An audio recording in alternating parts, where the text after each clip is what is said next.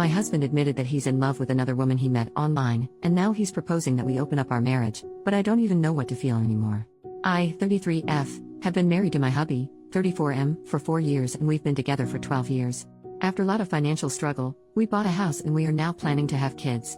Thing is, a few months ago, my husband fell sick and had to stay home for a while. He decided to pick up an online game and started having weekly sessions with a group of players.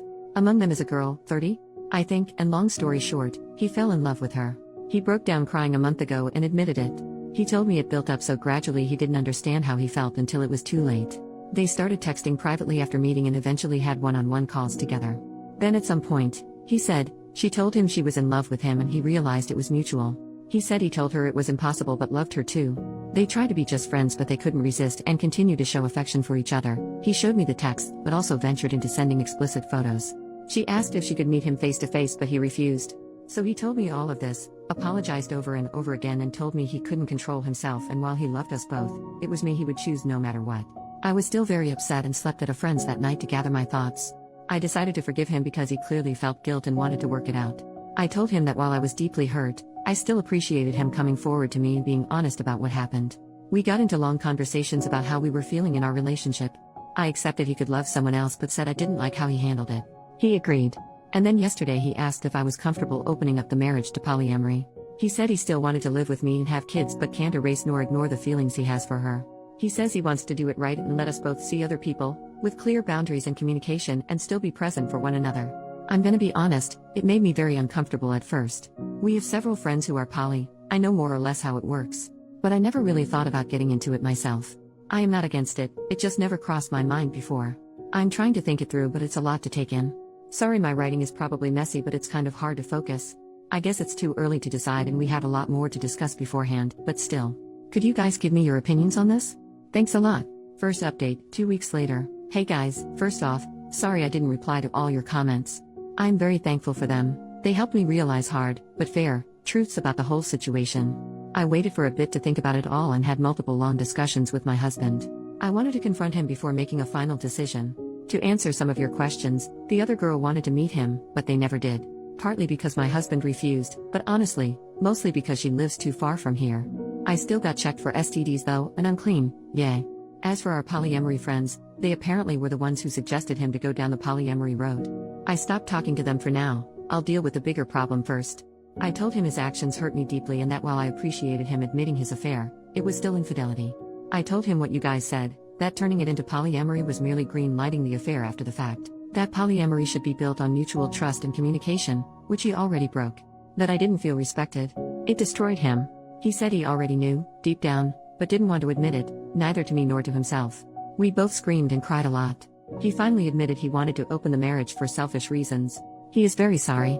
He cut off contact with the other girl, let me fully access his computer and phone, and now wants to go to counseling to repair our relationship and marriage. He is showing me a lot of affection and attention since then, although he admits himself it's sometimes out of guilt, and not just out of pure love.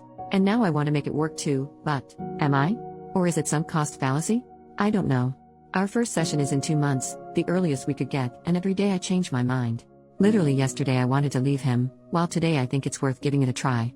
Because we've known each other for so long, we understand each other on a very deep level, share a lot of interests, and have already built so much together. He was there for me during hard parts of my life. He took responsibility for his actions and is really trying. Plus, if I leave him, I'd have to start my life nearly from scratch, find a new place to live, go back into dating for the first time in 12 years. I don't want to lose everything. It sounds very hard and scary. Am I not too old for this? But at the same time, that's a form of denial, isn't it? It doesn't matter if those years were good, it's not going to be the same. Even if he gains my trust back, even if I forgive him, I'll never forget. I think he is genuinely remorseful, but isn't it too late for that? I'm too empathetic. Him being present now doesn't erase what was done. Do I want to stay not because I still believe in this relationship, but because don't have the strength to ask for a divorce? Because it's the easy choice, some kind of codependency? I have no idea. I can picture both paths clearly, and it's tearing me apart. I am lost, maybe even more than I was when I wrote my previous post. I've lost sleep and appetite, and I'm not sure I enjoy anything in my life anymore. I booked an appointment with a psychologist, for me alone, to help with this whole thing. I am sorry, at this point, I am rambling. I know I am the only one who can decide what's okay and comfortable for me or not. It's ultimately my choice and my choice only.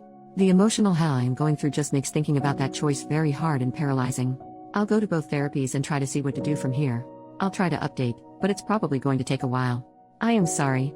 I want to thank you again for your support, and I am sending you guys a lot of love. Edit to add, a bit of information I should have mentioned but didn't because putting all of that into writing without omitting something is much harder than I thought. He cut off contact with her because once he told her he was married and wanted us both, she just ran away and broke up with him. There are times since then where my husband starts feeling sad or angry because of what's basically withdrawal. And for that he's smartly sensible enough not to blame me. What kind of marriage did we had before this crisis? It will sound so naive. It's my first and only romantic relationship. We were very close and basically grew as adults together. We could talk about anything and understand each other. We shared the same values and interests. What changed, I think, is that we got into a routine and he got bored. During our argument he said he was addicted to the attention the girl was giving him and that he felt I didn't show him I was in love with him enough anymore. I told him that even if it was true, he should have told me instead of having an affair. On one hand I have my faults too and I could accept this as one of them, on the other I was taking care of him and the house while he was sick. I don't think he believes it, I don't think he means it. But it makes me wonder whether I was actually a good wife for him. Even though I am not responsible for his actions. Thanks again for your support y'all. It's a lot to process but it helps me so much. Second update, 3 months later, a huge amount of things happened since then. I'll quickly summarize, it was a very, very unpleasant ride. So, soon-to-be ex-husband had an emotional affair online and tried to make me green-light it by asking for an open marriage, where we'd be allowed to have side adventures. I refused and his affair partner dumped him. He begged me to try to reconcile with him, to which I agreed while I was actually trying to prepare my exit. We both went to individual therapy, still am. We separated temporarily 3 times, but every time I came back, it went terribly. He was desperate. He kept trying to cross my boundaries, love-bombing me, playing the victim, asking to touch me even though I established I didn't want to, threatening to unalive himself if we were to divorce. I could go on and on. This made me finally realize, along with my therapist's help, a lot of self-reflection in my exchanges on Reddit, that I was in an abusive relationship, which is an important part, actually the most important part, of this update. Please look up definitions and examples of abuse, because I had no idea that what my husband had been doing all these years, even before the affair, counted as such. In his case it was psychological abuse, manipulation, gaslighting, guilt-tripping, blame-shifting, emotional blackmail. Nothing aggressive or mean. Which turned me into a very submissive partner over the years, always catering to his needs while erasing mine. I rationalized everything. It happened subtly and gradually and I was too naive to see it for what it was. His emotional affair and open marriage proposal were the natural continuity of that. Of course, the more I tried to get away from him, the more manipulative he got. Now that I was aware of it, I knew what he was doing, but fighting years of conditioning, even if you recognize it and succeed, is effing exhausting and disarming. So, earlier today, I brought a friend home to assist me. We sat down, the 3 of us, and I told my husband we were over and I handed him the papers. It might sound dumb but it's genuinely one of the hardest things I've ever done in my life. I was terrified. Yet he agreed. He repeatedly asked me if I was sure. He reminded me of the family we were planning to have and of our best memories together. Was it all for nothing? Apparently, yes.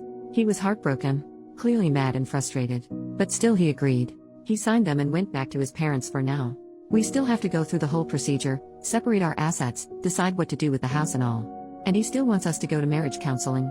But right now, I feel free, for the first time in months.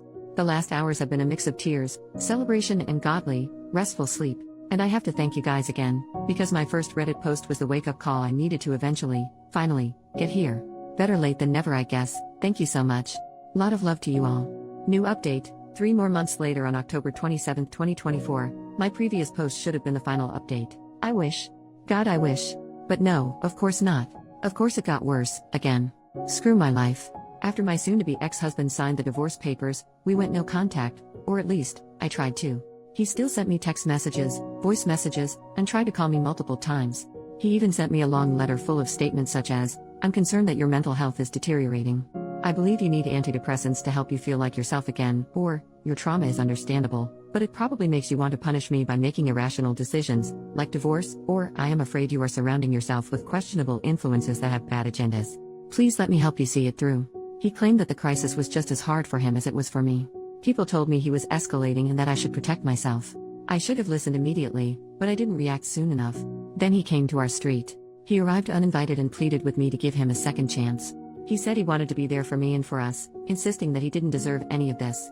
I started to feel distressed. He saw that I was unwell and wanted to comfort me, so he hugged me. But I didn't want to be touched. I'm pretty sure I told him no. I think I screamed no multiple times, but my memory is fuzzy. Either I misremember, or I did say no and he ignored it and didn't stop. I know it's just a hug, but it triggered a severe panic attack. He called emergency services, telling them he was worried about me because I wasn't myself. I had to ask the paramedics to make him leave. After that, he told me he was there for me if I needed him, but he thought we needed space. He contacted half our social circle to inform them that I was unwell and needed support: our mutual friends, my colleagues, our neighbors, my physician. People reached out of the blue to ask if I was okay. I became paranoid and unsure of who to trust anymore. Close friends, my therapist, and people here helped me see things more clearly. My lawyer filed a restraining order against him, but unfortunately, it was refused. Not enough concrete evidence of a threat apparently. I want to scream. We submitted a second request, which is currently being reviewed. In the meantime, I've moved into an apartment of my own. He doesn't know where I live. Hell, almost nobody does. I constantly wonder how he reacted when he found out. I'm still paying my half of the mortgage because nothing has been decided regarding our house yet. It's financially very hard for me, but I do feel safer. I am feeling much better, although I remain haunted by constant stress, sleep disorders, nightmares, nervous tics, random bursts of tears, and rushes of anxiety. My physician prescribed me sedatives. They do make it easier. I realize I'm isolating myself more and more. I try to fight it, but I'm really afraid that sensitive information could leak, even accidentally. I've started reaching out to my closest friends again, as much as I can. I'm trying to come back here on Reddit. I keep going to therapy, it's necessary. Because one part of me, the part he cultivated for so long, urges me to stop all of this and to go back to the house, cancel the restraining order, cancel the divorce, call him, apologize, and repair our relationship. It would be insane. I'm not going to do that though. I do not listen to that little voice. I don't. But when your defenses are attacked over and over again, it becomes incredibly hard to reason properly. I can't wait for the divorce to be over. I just want to move on and I want all of this to be behind me. I'm sorry this is bleak. I wish I would have left sooner. I just hope this can help someone, anyone.